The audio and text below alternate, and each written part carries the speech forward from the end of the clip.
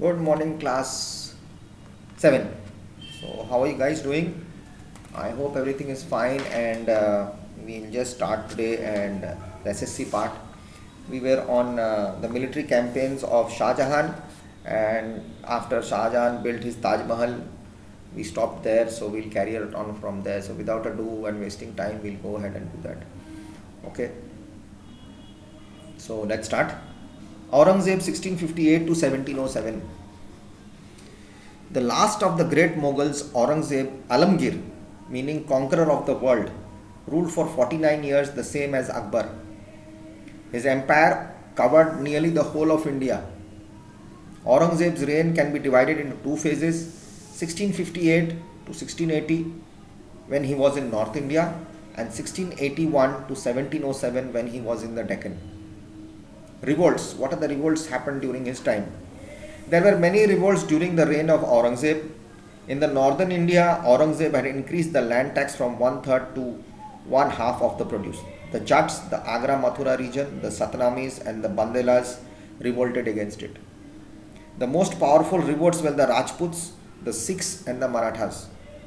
Most of Aurangzeb's time, energy, and resources were spent on crushing these revolts. I have done this yesterday. Now we will do the Deccan policy. Aurangzeb spent at least 26 years of his reign in the Deccan. He wanted to crush the power of the Marathas and strengthen his position in the Deccan. You will read more about this conflict between Aurangzeb and Shivaji in lesson 11. Aurangzeb annexed Bijapur in 1689 and Golconda in 1687 next to Hyderabad. However, these conquests did not benefit the empire. It was difficult to administer these lands as they were too far from this capital. Also, the Mughals came face to face with the Marathas. Aurangzeb tried to crush them but failed. Even after realizing that the Marathas were a powerful enemy, he did not try to make peace with them. This weakened the empire.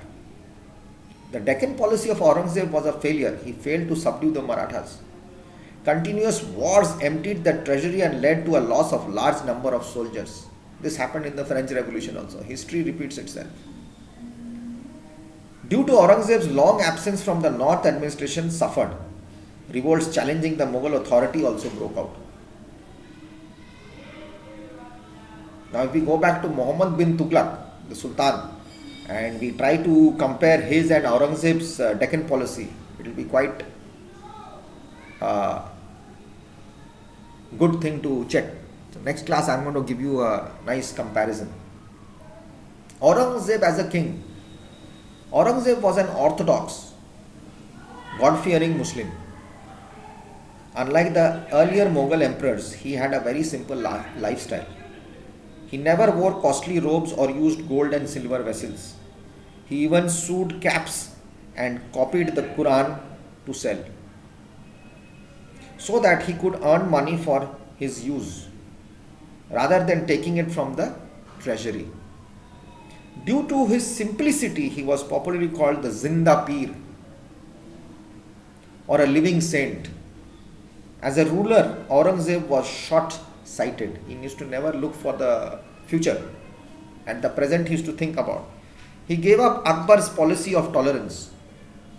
He became very unpopular when he reintroduced jizya, the tax for the jizya.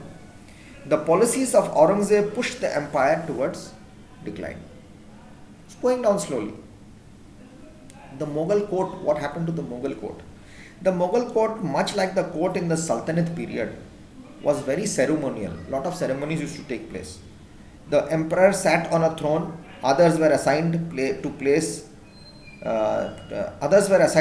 to sit or stand, the darbar. The more important ones being nearer to the emperor. During the reign of Akbar, along with Sijda and Paibos in lesson 3, Karnish and Taslim were also performed. Every day, reports from nobles and department heads were read out to the rulers at a particular assigned time. This meeting was held in the Diwan-e-Khas, hall of private audience. The court emperors held their court for the general public in the Diwani-Am. Am means public, Aam Admi, for public audience.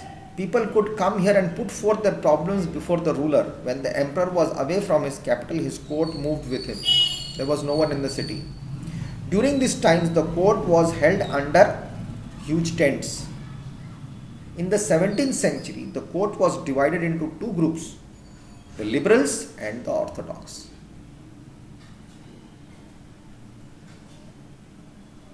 And in the French and the Russian Revolution, they became liberals and the capitalisms. Simple thing, the same thing happened. The liberal people and the orthodox people who believed that the religion should go on and the ruling should go through the religion type. Orthodox, old values have to be going around. So everything is coming back to history like that. So what happened is, since Jahangir and Shahjahan were tolerant rulers, the liberal group was dominant in religious matters. They could not do anything. Under Aurangzeb, the orthodox group had the upper hand. Administration. Mughal administration was a mix of Central Asian and Indian traditions.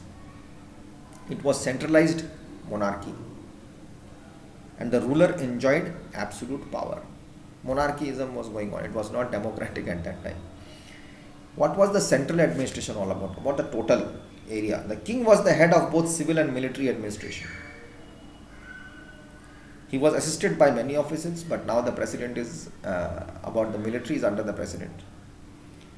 The Wazir was the prime minister. The Diwan was the head of the revenue department. The Mir Bakshi looked after the military.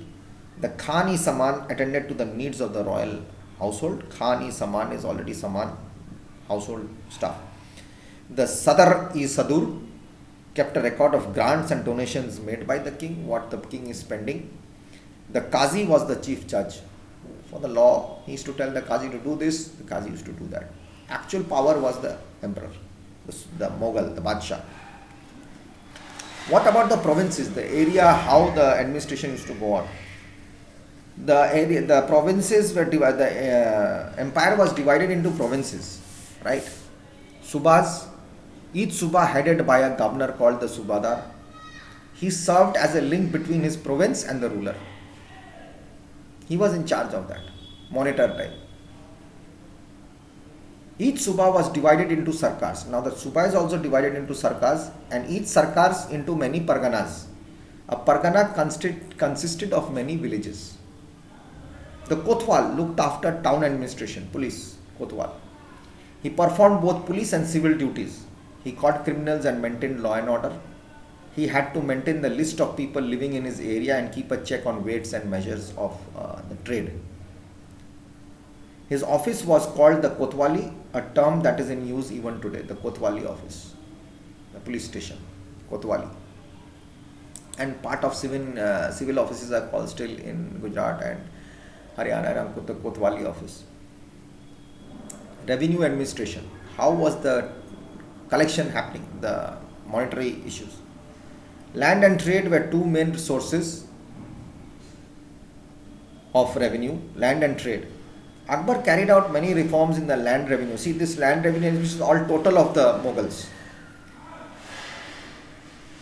System which came to be known as the Todar Mal's Bandobast.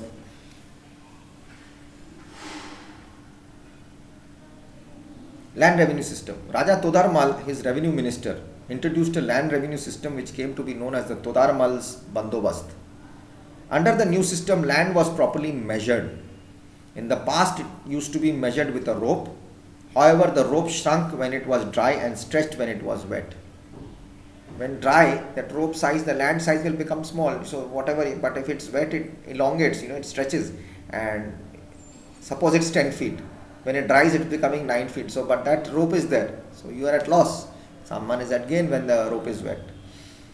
However, the rope shrunk when it was dry and stretched when it was wet. Hence, the measurement used to change. Todar Mal introduced a new measuring device. It was a rod made of bamboo reeds joined together by iron rings.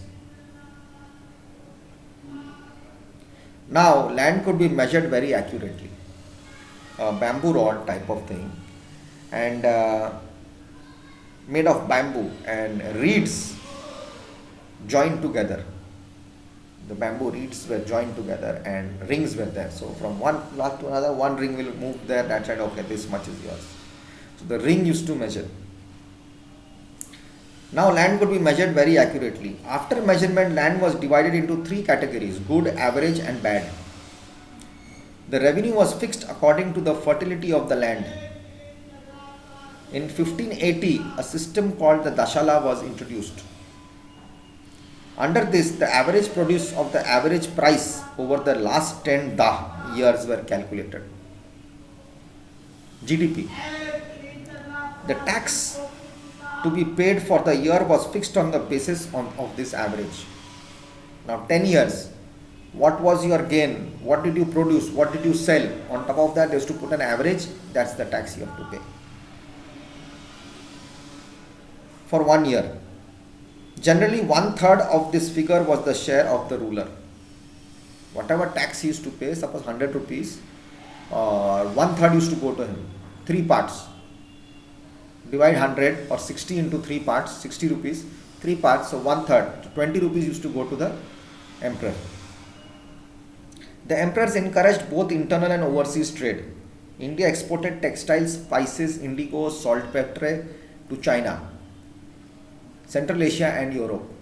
Indigo was very famous at that time. So after the British came in, the indigo thing went in, they tried to stop all this and the textile trade stopped. The mostly affected trade during this colonial of the British, decentralization and deindustrialization spoiled our textile and indigo trade. Army administration during this time. I'll come back in the next video.